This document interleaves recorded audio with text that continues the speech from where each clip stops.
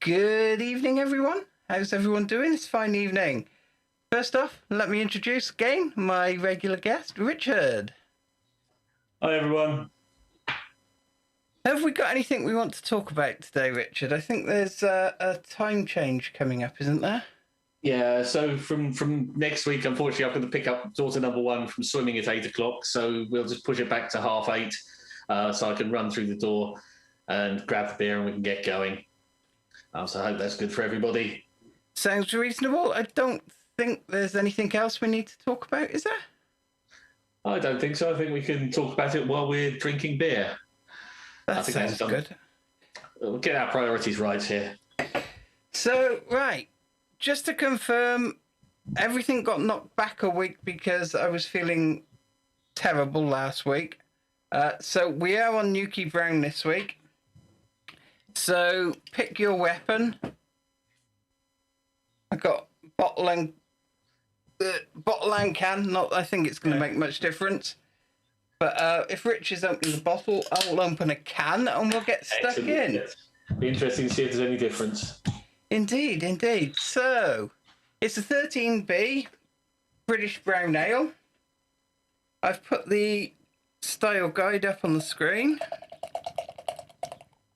whilst I have a quick pour. So, we're looking for, in the aroma, a light sweet malt aroma with toffee, nutty or light chocolate notes and a light to heavy caramel quality. A light but appealing floral or earthy hop aroma may also be noticed. A light fruity aroma may be evident but should not dominate. So get your laughing gear and your nose around that and see what you think. Yeah, let's get your thoughts into the chat. Yeah, indeed. And Dan, yes, I'm doing well now, thanks. I'll let Rich answer for himself. Yeah, it's nice to have a break week, but we're back on it now. Indeed, indeed. So has everyone got the Newcastle Brown? I did see that Matt had opened the Jamestown, which is a nice beer. Unfortunately, we'll be doing it next week, but you can still enjoy it this week as well. Or write down your own comments as you drink it and get them ready for next time. Indeed. Right. So I'm having trouble with one of the bits of stuff this week, so we're switching back and forth. We can't have all of us on the screen at once, unfortunately, because life's good like that. Right, so Matt Cliff missed last week, can't make next week. Dan got his Newcastle Brown off the Morrison shelf about 30 minutes ago. So in some cases, I'd say that was fresh, but I'm not entirely sure how long it's been sat on the Morrison shelf for, and whether it makes any difference at all.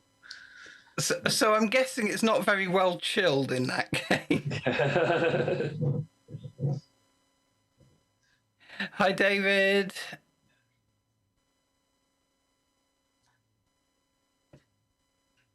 Okay, so as people are getting their comments in, I think probably the first thing that everyone's obviously noticeable about this beer is it's in a clear glass bottle or a can. Mm-hmm.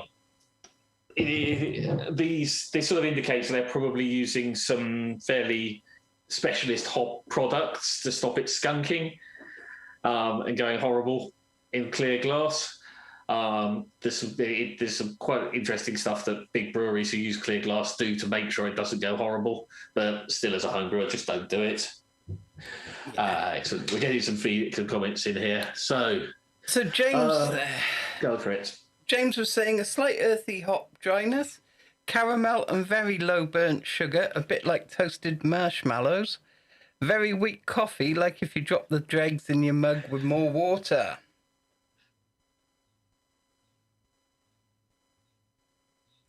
So it's certainly not the strongest aromas that we've had in any of the beers so far. It is quite muted. We've got from Keith caramel, lightly nutty, low floral hops, slight metallic edge. So definitely go with a bit of caramel and nuttiness is definitely one of the aromas I get. Yeah, I'd go with that. Caramel nutty. There is a light floral I'm getting. Slight metallic edge. It'd be interesting to, not that I'm saying it definitely makes a difference because I've only opened the one, but it would be interesting to know if you got the can or the bottle when you're saying there's a slight metallic edge there. It's unlikely nowadays to be the can, but it could be. Yeah, especially if it's been kicked around the store and yeah, fair enough. Yeah, and the liner's been damaged or anything. But yeah. Nope, from the bottle. Okay, so David's getting moderate earthy aroma, almost like the wife's makeup. Not getting much sugar, but this is quite cold, as the bottle said to serve cold. Yeah, I've let this warm up a bit more than I would historically have drunk Newcastle Brown 25 years ago when I drank a lot of it.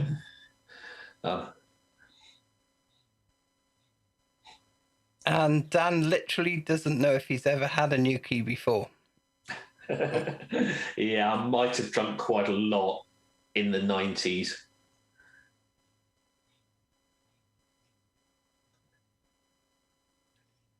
Okay, so let's see some thoughts on scores for aroma then before I give a rundown on what I think.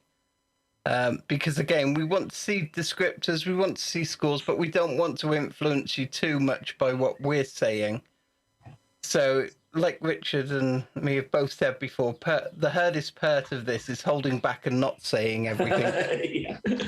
yeah. So not saying things is hard. I'm allowing myself to agree with people. Yeah.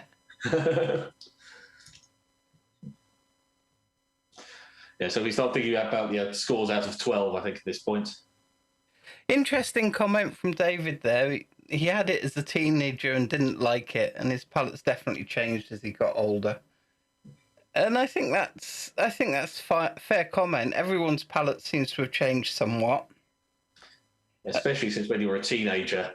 Everything about you is changing as a teenager. But also, as you drink and try more beer, it gives you a better appreciation of different styles. And whilst you may not particularly enjoy a certain style too much, you can find goodness in it and a lot of good things about what they've done sometimes once you know what you're looking for. Dan's getting a little sulphur. And the truth is, I did wonder about that myself earlier, but I wasn't going to say anything. So it's nice to see I'm not the only one who thought it. Rob, yeah, as soon as I poured it, match head sulphur aroma. Seems to have gone already. Touch off the bottle. But yeah, it's sort of gone in the glass. Mm.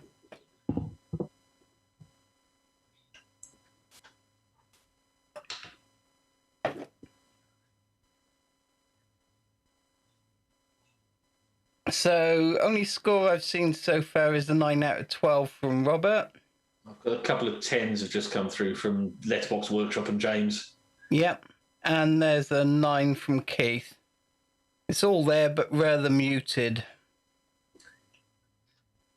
Yeah, the style description is there's quite a lot of lights in there. I'd expect at least something to be a little bit more than light. And yeah, I'd agree these are probably all on the lighter end. I'd expect probably somewhere in that list of toffee, nutty or light chocolate notes to be a bit higher. Yeah, I'd agree with that. It's like everyone's saying everything is light. Whilst technically it's in style, if everything's light, it doesn't really give much for the nose to rejoice about, does it? Yeah. Nice one from Alan there. Remembering what we said about before, where even if you don't get something, if it's something we're supposed to talk about, mention that you don't get it. So light toffee and caramel with slightly nutty and metallic character. Low earthy hop aroma, no yeast characters or esters, and 10 out of 12.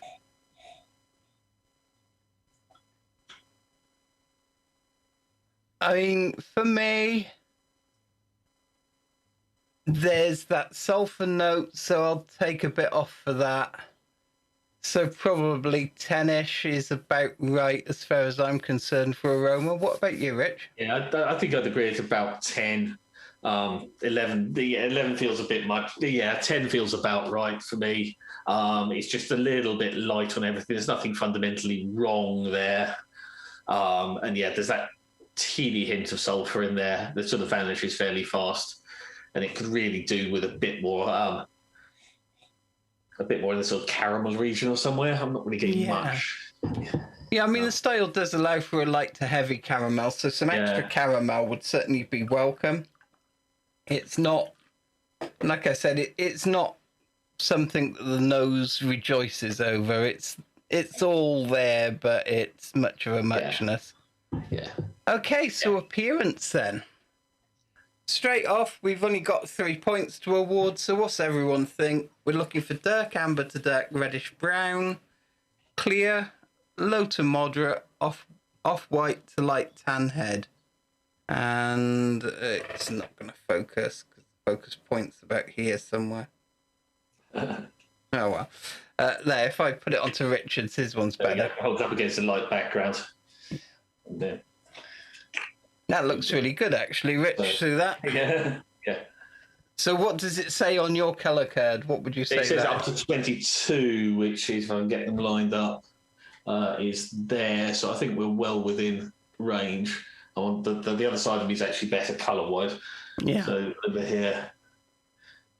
Yeah. So dark amber to dark reddish brown colour, clear, low to moderate off-white to light tan head. Dan Walter's got a question for us both. Where there is a range, for example, with this a light to heavy caramel, would you give more points if it was the heavy side of the range? Personally, no. Anywhere between the two is in style. Yeah, it's in style, but my comment there was if this was sort of very on the light side, the way I'm tasting it, or smelling it. Well, hang on, let me qualify that. I wouldn't give more in aroma, but in this case, I would probably give more in overall impression. Yeah. Because it's lacking a bit in the overall impression, even if technically it is to style for the aroma, if that makes sense, Dan.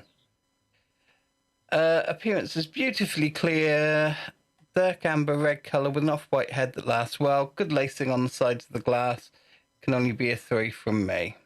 Yeah, I like the call out on the red, the amber red. That's quite a nice description. Yeah, definitely. Alan says perhaps a bit light for the style. I don't know. I mean, it's like dark amber, and I'd say that's a copper. That's more than amber, I would have said. Yeah, the range. So I've got the colour thing again. Goes down to he's getting in front of him, basically in between the bottom of that side and the top of that. So it actually goes quite pale. So it's 12 is the lowest. So yeah, just lighter than the top right hand on top of this one up here. So yeah, I think it's within colour range. Yeah, if you do sit the exam, Alan, you will get sent one. It comes with your ID card and your first badge, if I remember right. There's also quite a reasonable version in several of the apps. Mm-hmm. Though obviously on the screen, the colour rendering is dependent on the screen a bit more. The phone ones are accurate enough for this. We're not doing colour matching properly. Yeah, so this is the BJCP Beer Judge one. You can literally just select roughly what the colour is and it will tell you what the SRM is. So, I mean, for instance, this one's, according to the light I've got here and everything, this is probably around 19 to 20, comparing it based on what's on my screen. Yeah, there are a lot of different apps called variations on BJCP something or other. The one I use normally has bars on like that give you descriptive words as well, which is quite nice. I like that one. You'll have to put in the chat exactly which one that is, Rich. Yeah, I'm trying to remember which one it's called. I've got its logo here, but that's all I can see on my phone easily. I'll stick it in as we're talking. Yeah, if you could, please, because that one looks a lot better than my one, which has got the BJCP logo as the app logo. Yeah, it's got a sort of stripy beer glass. All right, I'll have a look. Let me find it. I'll put a link on it. This is an Android app again, but I believe there's an iPhone equivalent. I'll stick that in as we go. Okay, so everyone seems to have gone for basically 3 for the appearance. Yeah, it does what it says on the tin. It's between dark amber and dark reddish brown. It's at the higher end rather than the lighter end, I'd say, for that. It's clear, yet you can all but see through it, no trouble. Low to moderate off-white to tan head. Yeah, no problem there. Mine's got pretty decent retention as well, considering how long it's been open, even though it doesn't specifically mention anything about retention in the style guide there. It is something we're supposed to talk about, so it's good to include a comment on it. So Rich has arrived, late to the party. Appearance pours a lovely pin bright nut brown with ruby hints when held to the light. A thick pillowy off-white head with different sized bubbles and good persistence. 3. Yeah. Yeah, so everyone's 3 for that. So shall we move on to flavour then and get a laughing gear into the glass? Excellent. Even though I've already been sipping away and breathing back out, as I normally do for aroma. So, for flavour, a gentle to moderate malt sweetness with a light to heavy caramel character and a medium to dry finish. Malt may also have a nutty, toasted, biscuity, toffee or light chocolate character. Medium to medium-low bitterness. Malt hop balance ranges from even to malt focused. Hop flavour is low to none, floral or earthy, and low to moderate fruity esters can be present. So again, talking about language that's used in the style guide, when they say gentle, it's just another way of saying light. It's just that they use different words with a similar meaning so that it's not everything is just saying light, light, light, light, light. And the low to moderate can be present means that it's not required. So even if there's no fruity esters, then it doesn't knock it out of style. So what are people thinking? Show us your flavours and your scores, and we'll have a look.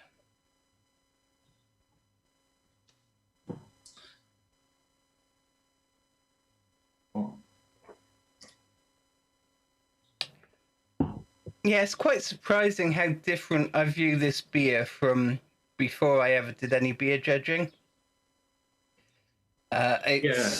It's a case of I appreciate it now in a way I didn't before, if that makes any sense. Yeah, it's interesting to think about these beers that you've just drunk mostly straight out of a bottle previously. It'd be very rare, but I last drank this other beer to actually drink it out of a glass. That would be considered sacrilege. Yeah, and you were normally I was normally in an environment where there was a lot of other aromas and that going on at the time. Yeah, yeah, definitely. And normally a lot of sweaty people jumping around and all the rest of it as well. So my palate at the time wasn't built up for flavour, shall we say. It was more about what's cheap alcohol. This was mostly a case of trying to drink something that wasn't absolutely rubbish. This is guaranteed to be at least drinkable wherever you get it. Yeah, I mean, especially if you can get it on bottle everywhere, it's pretty consistent. Yeah. And you know that many of these establishments I used to frequent when I was drinking this would not clean the lines that often for a start. Yeah, if at all, in some cases. Yeah. Yeah, mind you, they were normally only selling lager for the underage and just about age people who were allowed to come in. Yeah. Oh, there's a nice comment there from James. Nutty with a digestive-like biscuitness, malt forward with a creamy sweetness, slight floral fruity note that blends in with the malt aspects. Peach crumble with cream. Now you're making me hungry. Peach crumble with cream. Rhubarb crumble and I'm sold. So the bitterness is not really noticeable, but it's well balanced. Well, back on James' one, these sort of combo descriptors are quite nice to throw in sort of at the end, the things like crumble and cream or something like that. They're just a sort of a descriptive flourish that's nice to throw in for a bit of whole flavour description. But you do probably want to break it down a bit as well. Dan has the one and only bottle, apparently. David Farron, dark toasted white bread crust lingering on the palate, a nice dry finish and a little bit of floral hop flavour on the aftertaste. Think I'm getting a little pear-like ester as well. So what do you think of that, Rich? Are you getting pear? Not really getting pears, but there's some sort of very slight fruitiness in there. But it's quite in the background. But it's a good call out to get some. There is some fruitiness in there. Yep, definitely. It's there. It's hard to tell exactly what fruit it is. But yeah, a little bit of esters there. So I'm intrigued by Dan's comment about his bottle being sponsored by Chesney Hawkes now. Perhaps I ought to just drop him the Zoom link and get him to come on and show us. Send us a photo. Yeah, that'll do it. Send us a photo. Oh no! It says around there. I remember now. That says the one and only. Ah, right. Oh yeah, I can see it's on the can as well at the top. Got it now. Yeah. Yeah. That took a while for it to work it out. Yeah, I was too busy looking at the beer, not the container. Yeah. I'll never survive in camera. I'm more worried about the drink than the container. Okay, so Alan says there's a very dominant toffee caramel malt flavours with a hint of both chocolate and biscuit. Light earthy dry finish with low bitterness. As with the aroma, no esters present, and he's giving it a 15. Yeah. Does everyone else want to start sticking scores in as they keep putting descriptions in as well? Yeah, that sounds like a good idea. So, yeah, what we've got from Robert, this light biscuity sweetness, toasted white bread, grainy, yeah, a bit of walnut. That's an interesting call out to go into a specific nut. That I like that. That's nice. Medium low intensity malt, low hop flavors, medium low bitterness, enough to prevent it finishing sweet. Yeah, it's good to call that, and then so finishes dry. Yeah, it's good to call that balance out on the end with the bitterness. Yeah. Yeah, I agree, because it's one of those ones from the original smell. It does have quite a sweet smell up front, and you might expect it to finish sweet. So it's always good to call it out if it doesn't. So what else have we got? David says, I don't know what it's like in England, but it's really muggy here, and this beer is going down a treat. I realise that's not on the score sheet, but it should be. Well, there's nothing to stop you putting it in overall impression. It's gone down really well on a muggy day. Yeah. So that's the space we're putting in some things, general impression, feelings like, I'd love to drink this on a hot day in a small room with computers running in it. Yeah, I'd probably go for a nice cold lager on a hot day in a small, sweaty computer room, to be honest. But that's just my take. So, Rich has come in with sweet caramel to start off with, and a roasted dark malt edge creeps in, light floral hop flavour, and some red berries. Some light chocolate and digestive to finish, 15. So we're getting some... Sorry, go on, Rich. I like the idea of berries to get into the fruit. I can sort of see something like a berry type flavour in there. Yeah, I quite like that. It's trying to find a specific descriptor for low levels of fruitiness can actually be quite difficult. So it's always worth calling out generally fruitiness, and if you can be more specific, go for it. Yeah, a good one I find is if you're not entirely sure, you can use like palm fruit to kind of include apples, pears, and all a range of flavors, giving a bit more information, but not over describing it so that it could conflict with the proctors, if that makes sense. Yeah, there's sort of levels of descriptors here, as you're saying. So berries. Then going down the berry one, you can start with fruits, then it's berries, then red berries, and then the specific berry, and you're sort of chain of accuracy. And mostly, if the proctors have put down a similar berry, you'll still get the marks for it. Yeah. Dan says it's great that folks are calling out finish in the flavour. More natural to include it in mouthfeel, but not on the score sheet. Yeah, it's sometimes quite difficult to divide what's mouthfeel and what's flavour, especially in the ones that aren't things like body or carbonation.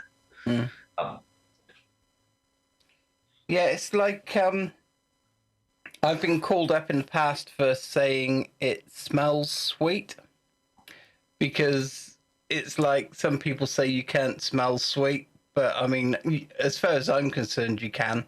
If you stick your nose over something sweet without ever tasting it, you can tell it's going to be sweet.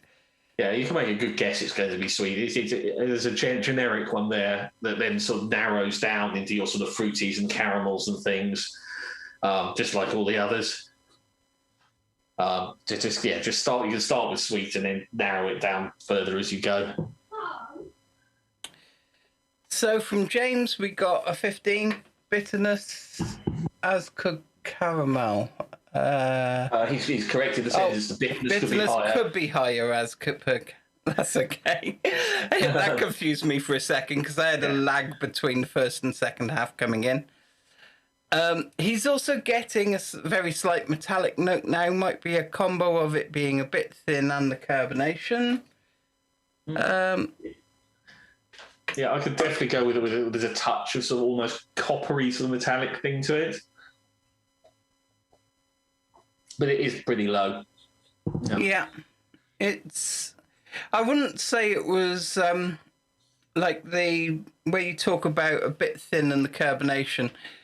It isn't coming across to me as like a carbonic bite, which is what I'd expect if it was carbonation related. I think it could be a slight hangover from the sulphuriness as well, making it seem a bit odd, if that makes sense, which could be being perceived as metallic, or the metallic could be being perceived as a bit minerally. Malt sweetness definitely has a particular aroma, I feel. Yeah. Yeah, I think if you're actually filling a score sheet for this, we need a little bit more specific with a particular aroma. I think I'm sure you can go more than that, Stan. I think he was referring to where I said you can smell sweetness. Yeah, I think so. I get it. Yeah. Yeah. Rich says, I think the metallic edges from a bit of roast malt. It's possible. It's not something I'm familiar with, of course, but I wouldn't say it's not possible. James isn't getting any sulphur. So yeah, what were your thoughts on flavour, Rich? Yeah, I think it's definitely got the sort of moderate malt sweetness we're looking for, with a reasonable amount of character, of caramel character, as it says there. There's more here than there was on the aroma in some of these areas, and it sort of matches reasonably well without being. I think perhaps its bitterness is a little low for medium to medium low. I'm just crack the bottle and just pouring from the bottle now. There's a little fruity ester there. It sort of matches most of these qualities in a sort of. It's trying to match them all, but they're all quite restrained still, except for just basically sort of a bit of caramelly sweetness and a load of nuttiness. So I think it's probably somewhere around a 16 for me. I'd probably say we've got people have been putting scores in. I've said what I'd say already. Anyone else putting scores in? Yeah, people have been putting scores in. We've had mostly 15s-ish so far, I think. Yeah. My chat is just catching up. Scroll back down, 15-ish. Sulfur dioxide is odorless, but you can taste a coppery taste at the back of your throat, so you might be on to something there, Sarah. One of the very few things I remember from A-level chemistry. Interesting. I never actually did A-level chemistry, unfortunately. It was one of the subjects I really enjoyed in school, but that would have meant lasting through sixth form, and me and the head of sixth form had a falling out at the first half term. I think the conversation went something like, Pantry, if you don't start going to general science, you're out that door. Okay, bye. Yeah, that's not a good start with a head. I already had the O-level physics and the O-level chemistry. Biology didn't interest me. I didn't see much point doing general science as well, just because that was the only slot left on the timetable with my other options. So, right. My thoughts, very much in line with Rich's. About the only thing it's got that isn't quite restrained is a bit of caramel. It's rather one-sided. Yeah. I do get a little bit of nutty. I'm not clever enough or know enough of my nuts to turn around and say which nut it is, because I'm not a big nut fan anyway. But yeah, I'm definitely getting something nutty. The only nut I really have is hazelnut, so I'd say it's got a little bit of that. Medium to medium low bitterness, I'd say if it's hitting medium, it's only just getting there. It's medium low, yeah. So certainly on the lower end of medium. Malt hop balance ranges from even to malt focused. Yeah, it's a bit malty for me. There's not much but there by way of hop flavour at all, but low to none's allowed. So yeah, I'll probably be about a 15-16 on flavour. It does what it says on the tin, but it's a bit one-sided, so that'll be reflected in my overall impression. James is asking about diversity of palates again, about and how this impacts on judging and the scores. It's probably worth us both talking about this one. You do end up different, so you do taste different things, as you can see from the people going back up the feed here. But there are distinct similarities between the sorts of things you taste. Same with aroma, and usually they're quite surprised that you usually agree on the score, even not about the exact descriptors that make it up.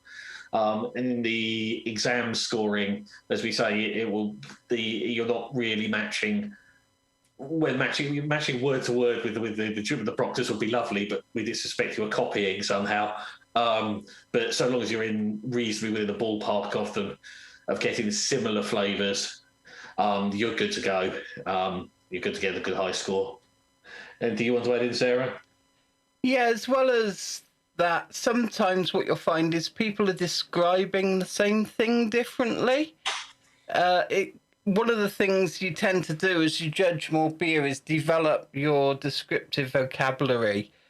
And what someone might describe as, say, passion fruit, someone else might describe as slightly tart or gooseberry or some other term which could be related, and it's probably the same thing they're describing, just using different language.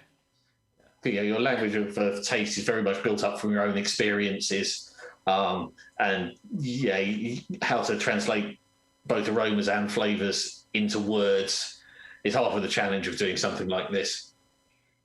Yeah, and especially if you're brought up in different parts of the world, you generally eat different foods and try different drinks all the time. And while some people might be very au fait with what graham crackers taste like, just to give an example, other people haven't got a clue what they're like. Dan says it would be really nice with a bit of that floral hop quality. Go fetch one of the flavour edition things from Malt Miller. I think he does a generally floral one. Rob's asking what's a graham cracker now. It's an American thing. Yeah, they're American biscuits they use for making s'mores, which we haven't really got anything quite like them. Yeah, though it's interesting though that the word biscuit used in beer descriptions actually means British biscuits, not American biscuits, which is good because it would break my head having to think about little things you put gravy on, and that's white gravy, not brown gravy. Yeah, it's just weird. From the one time I've tried them, from memory, and this is going back a bit, so please don't shoot the messenger, they were a little bit like digestive, but herder, drier, with a slight toffier note, if that makes sense. That's what I think they were. Yeah, I think James is agreeing with you. They're sort of closest to digestives. That's their word for biscuit. I tend to use digestive biscuits as our equivalent. Yeah. I mean, we've got this raging disagreement in the UK channel at work over biscuits at the moment, and it seems like a quarter of people are fully behind custard creams, a quarter behind bourbons, and then everyone else is all over the shop, with some people even thinking a fig roll is a biscuit. So it's like, yeah, there's a lot of discussion over biscuit. Okay, wasn't blackcurrant actually illegal in the US, if I remember right? It couldn't be imported or something. It was, if I remember it right from Lofty Pursuits, it was the forbidden flavour for the US. Interestingly, it was the descriptor that British brewers used of American hops when they first came over. A long time ago, they used to be often described as this unpleasant blackcurrant aroma to them. Which now I'm sure brewers would pay a vast quantity of money for blackcurrant aroma in hops. There's only one hop I've ever had a nice blackcurrant flavour from, and that was Keyworth mid-season.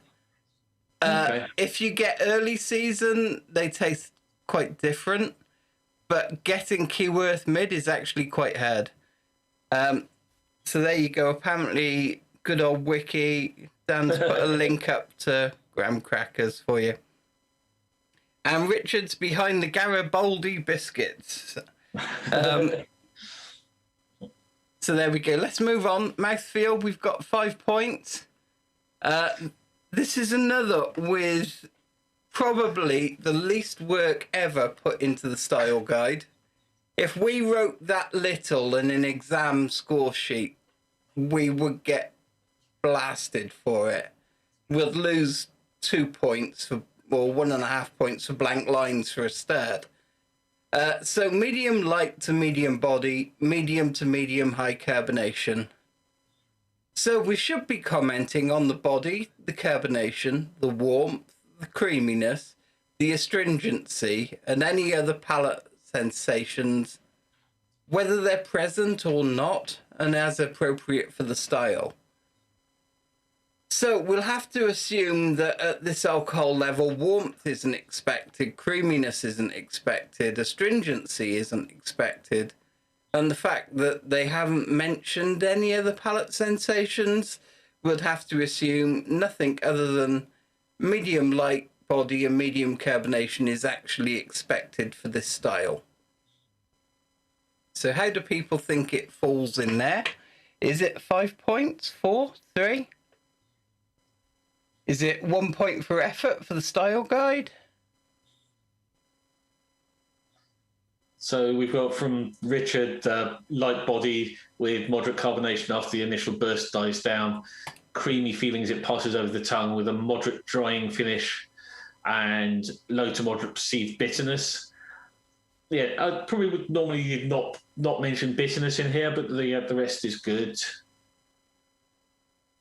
4 points, It's always interesting to make sure we're calling out where we're taking points off. Even for one here, I think you've probably got enough there by saying it's light body. Yeah. I mean, I'm guessing that's why he's not one off, because he's put light down. I always struggle with what's the difference between like the high end of light and the light end of medium. Yeah, I know a lot of beers in medium light or variations on that theme, because a lot of them are, and that's perfectly styled in a lot of styles. I mean, it's got a bit more body than water, but in all honesty, not an awful lot. Okay, so who else we've got here? So Alan's with medium body, silky creamy mouthfeel, low to medium carbonation, accentuates its impression. I think we're getting some bit of variation on where people are getting carbonation. Moderate. Yeah. They're mostly moderate. Keith's giving it a moderate carbonation. James is giving it a medium-high carbonation. And David thinks the carbonation's a little light. Yeah, I think it's part of this maybe that we've had these beers in the glass for 30 minutes or so. Yeah. I mean, I have helped the carbonation. I have cracked open the bottle since and gone for a fresh pour, so it has got. Hang on, let me get me laughing gear in.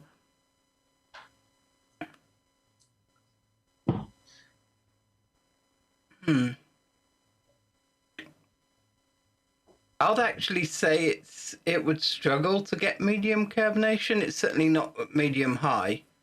Yeah, it's definitely not. It's definitely never medium high, except when someone whacks the top of your bottle, remembering a ritual from many years ago. Yeah, you can make these bottles explode foam everywhere by whacking the top of them with another bottle. Interesting. James is saying, can we have a t-shirt saying, let me get my laughing gear? Oh dear. Yeah, put merch up, yeah. Yeah, as Dan's saying, astringency would live in mouthfeel, but not bitterness. Yeah. Yeah, so yeah, we've got a few people, like James calling out medium body, but somehow a little watery. Yeah, his medium high carb. That's an interesting description of both medium body, but also somehow watery. I sort of get where you're trying to get at, which is probably where I'll be coming with something like medium light on this. It does feel a little bit thin. Yeah, I'm still waiting for that to show up. So I haven't highlighted it in the chat because it hasn't got to my screen yet. Or it has on the one side, but not on the side that lets me put it up on the screen. So yeah, I'd agree that I honestly think a little bit more carbonation and a little bit more flavour would help it feel less watery. Sometimes when it's quite bland and you haven't got those stronger flavours or aromas for your senses to cling on to, it can feel watery because of it. So I think it's not really watery, but it is bland, if that makes sense. Yeah, I think it could do with doing something more with the sweet bitter balance, just a little bit more, which is probably making it feel a bit ordinary. It's kind of just there in the middle. It's like it's all right. Yeah, I mean, the two main things on the mouthfeel, I'd probably be calling it medium light body and some medium low carbonation, somewhere in low to medium carbonation in that sort of region. I'm definitely not getting any of these sort of astringency or things. No. Creaminess is an interesting one. So I can see where people are coming from with it, but I probably wouldn't call it creamy. It says go to drink a bit more. Yeah, James has just said that's a really interesting observation. Obviously, we've got some lag introduced by YouTube, so I don't know what he was saying that in relation to, because I think YouTube's about 10 seconds behind me and Rich chatting on Zoom.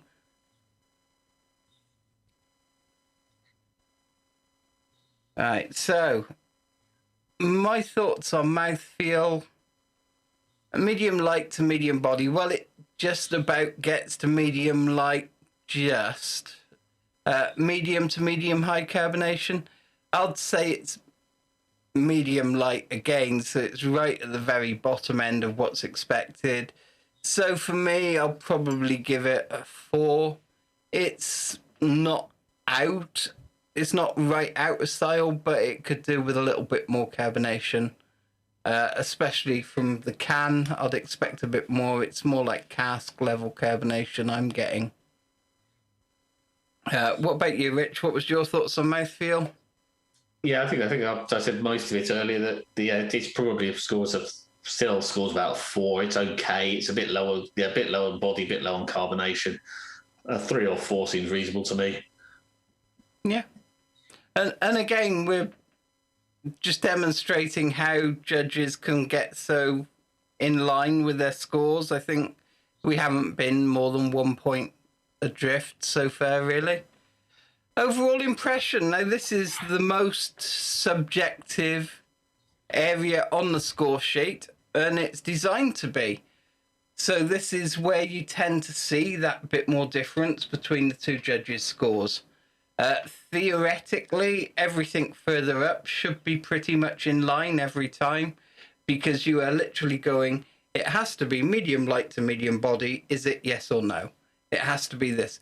So when it comes to overall impression, it's a lot more open to interpretation. I mean, we do have this guidance. Overall impression is a multi-brown caramel-centric British ale without the roasted flavours of a porter. But this is also where you give your personal impression of it, and where you cover those intangibles about, yeah, I'll drink this on a hot day, or I really enjoyed it, whatever. But it's also where we give suggestions for improvement. Now, Rich and me have highlighted a few points as we went through where we think it could be improved. What I'd like to see now is your overall impression. How did you enjoy this beer, if you did or didn't? What suggestions you would give for improving it?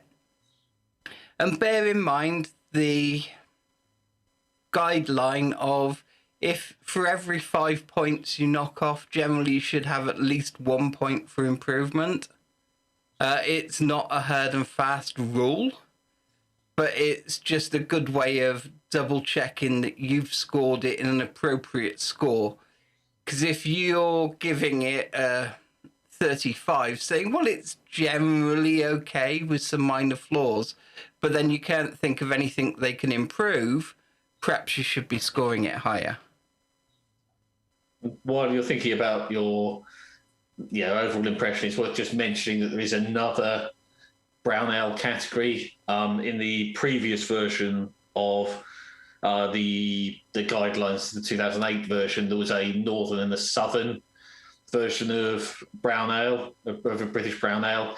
But the southern one is now in the historical styles as London brown ale, which is the much sweeter, basically you're talking stuff like more like Man's brown ale is probably the only example you can get hold of easily anymore. Because it's not brewed an awful lot, even though you can get Man's in the supermarket. It's now in the historical styles. Yeah, the historical styles is always an interesting one for me when it comes to judging, because some of them are actually still quite popular and quite easy to get, and some of them are practically impossible to get hold of. Yeah. So it's like you're trying to judge things without really having a reference point. And that's where the extra information section when you're entering beer is so important. If it's not immediately obvious what the judges should be looking for in a beer, you should be telling them in that extra information.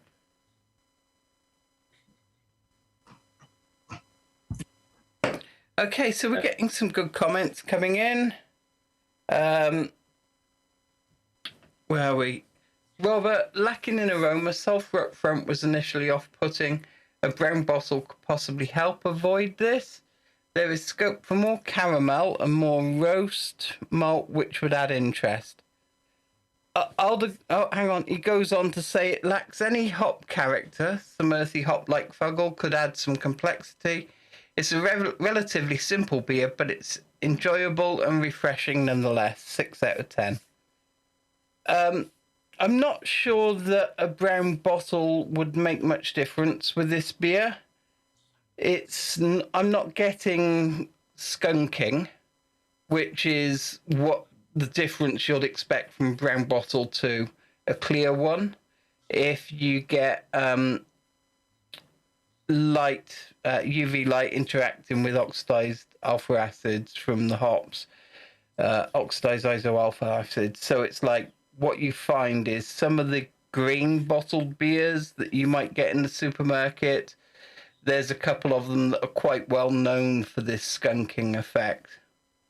I can't remember off the top of my head which one it was now. Can you, Rich? Not immediately, but there are some specific. I think I mentioned earlier some specific hop extracts that you I've not seen at a homebrew level, but you do get at the pro level. I think that the hops book talks about them a bit. That are designed to reduce the impact of UV light on the hop aroma compounds.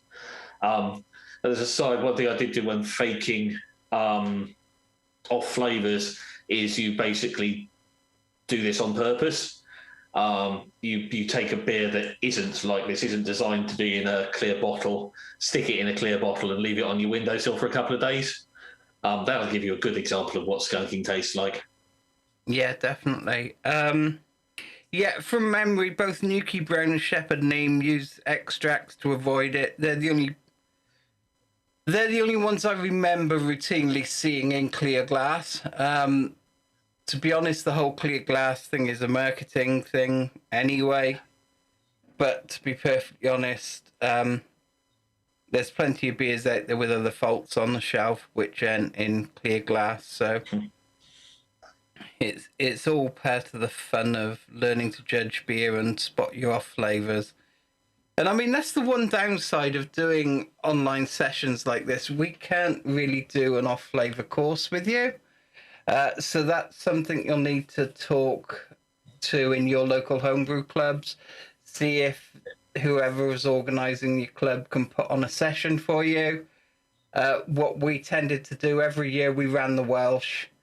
We used to have a bit left over in the kitty each year, and we'll put on an off flavour session for the Rebels as a way of saying thank you for all the time they put in to help organise it and steward it and all the rest of it. On my list of to-do videos is another version of the off flavours thing I did at BrewCon Leeds a few years back, of how to fake off flavours with commonly available ingredients. There's some of them you could do quite easily, some are a little bit harder, and some just don't bother, it just doesn't work. Yeah, I remember that session. Didn't someone have a stunning off flavour that lasted the entire weekend when they got some flex undiluted and... Yeah, someone stuck their finger in some flex in one of the sessions that around there and couldn't taste anything for the rest of the weekend. Is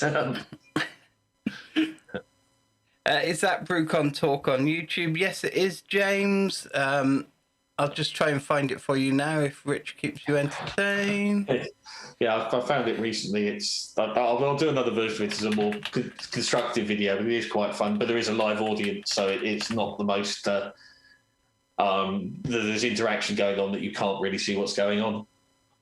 Yeah, it's... I can't find it off the top of my head, but I will try and find it and put a link up somewhere after. But yeah, if you're doing another one of it, I won't bother, Rich, because like you say, without that physical interaction of being there, a lot of it doesn't really make much sense. Yeah. It's like... you did these tasting talks at BrewCon London when it was at Beavertown, didn't you? Yeah. But again, those sessions were all about interaction. Very much like what we're doing here, only instead of in chat, people were calling out their impressions, weren't they? Yeah, I was wondering what was made of the videos of those ones.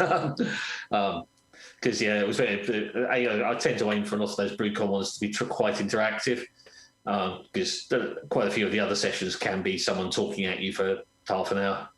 Yeah, I don't think we actually did the videos of them because I didn't think it made much sense. No, I don't think so. I don't remember ever having seen those sessions, so I'm assuming you probably didn't. Yeah, I mean, the other side of that is where it's a lot of interaction with the audience. We didn't get permission to film the audience. Yeah, exactly. So it was just a case of there were some talks that we were asked not to film. From memory, we were asked not to do the setting up a homebrew club, not to do the White Hag talk, and a couple of others we were actually asked not to do. So, but the fun is, if it goes ahead next time, we've got gear so that we can do a nice job of it and not have to edit it all up afterwards. Right, so I haven't seen too many scores go up for overall impression. I've seen a 6, a 7, a couple of 7s. Quite a few 7s go through. Oh yeah, I've just got the screen lagging again. So yeah. We got from Richard, the experience is close to being good, but the minimalist approach to the aroma, flavours and mouthfeel leaves much to be improved on. More of everything, and it would score better. Yeah. I think I can go with some of that in general. I think that the general feedback I tend to be given was pick one or two of the flavours or aromas and do a bit more with it. I also definitely agree. A lot of my friends would be surprised to see this in that. It doesn't match very well. Yeah, it is one of those beers that normally come out of a bottle or a can. Yeah. I mean, the truth is, there's not much there to begin with, so you're not missing out on a lot by not having it in a glass. Yeah. Especially as it's normally served, the bottles, at least in the bar, very cold. So they're at sort of lager temperatures when you normally get them. So there's not an awful lot left there. Nice comment from James there that I thought a couple of times. I keep reading 1 of 2 as 1 or 2 points. I did wonder the first time I saw it and then saw the second line come up a minute later and thought, that makes sense. It's an interesting beer from a perspective of it's not the most flavoursome or interesting beer, but it is pretty much true to the style. Overall impression for me, it's a decent beer. There's no faults.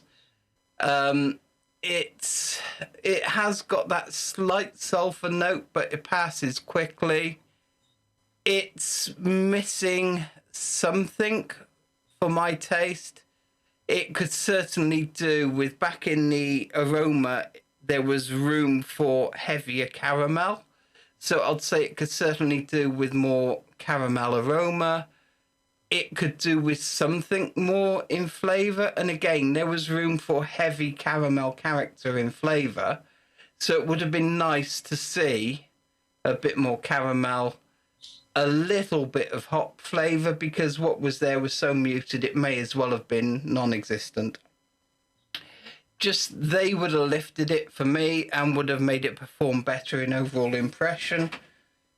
For me, it's about a 5 overall impression, simply because that's where I've taken some of the points off that I left on earlier, if that makes sense.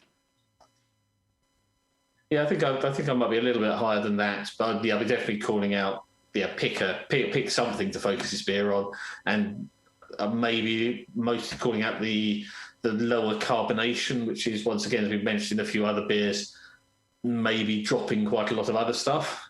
A bit more carbonation might just raise the general experience of the beer. So I'd probably be thinking about a 6 or maybe a 7. Mm-hmm. Yeah, it seems perfectly reasonable to me. I mean, on that, I probably am harsher than most people have said. I don't think I've seen anyone else come in at a 5. I've seen 6s or 7s. just personally, it's missing something. It needs a bit more interest. So that was Newcastle Brown. What did everyone think of it? Was it a beer they've had before? Is it something they'll give a try again in future?